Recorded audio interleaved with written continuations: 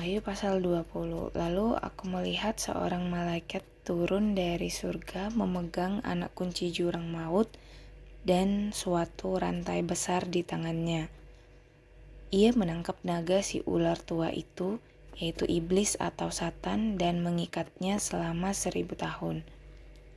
Ia melemparkannya ke dalam jurang maut, lalu menutup jurang maut itu dan memeteraikannya di atasnya supaya ia jangan lagi menyesatkan bangsa-bangsa sebelum berakhir masa 1000 tahun itu.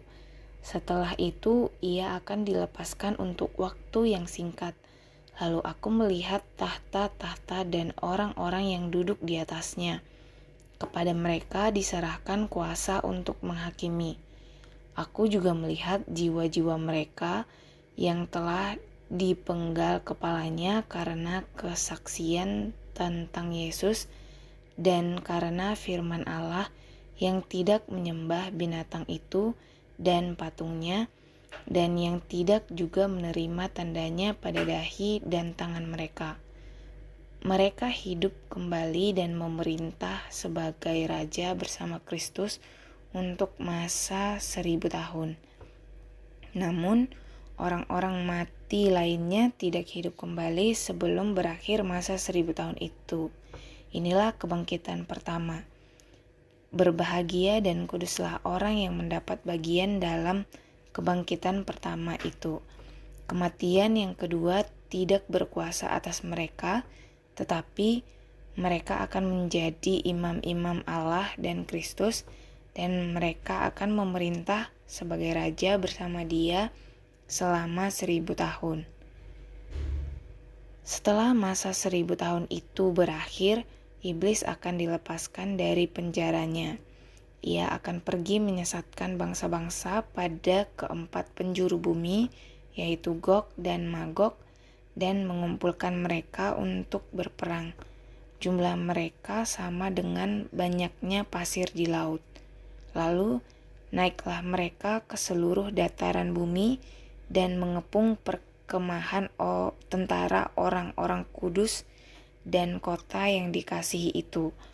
Namun dari langit turunlah api menghanguskan mereka, dan iblis yang menyesatkan mereka dilemparkan ke dalam lautan api dan belerang, tempat binatang dan nabi palsu itu.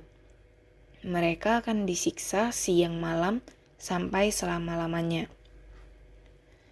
Lalu aku melihat suatu tahta putih yang besar dan Dia yang duduk di atasnya. Dari hadapannya lenyaplah bumi dan langit, dan tidak ditemukan lagi tempatnya. Aku melihat orang-orang mati, besar dan kecil, berdiri di depan tahta itu.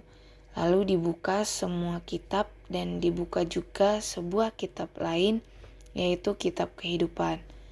Orang-orang mati dihakimi menurut perbuatan mereka, berdasarkan apa yang tertulis di dalam kitab-kitab itu.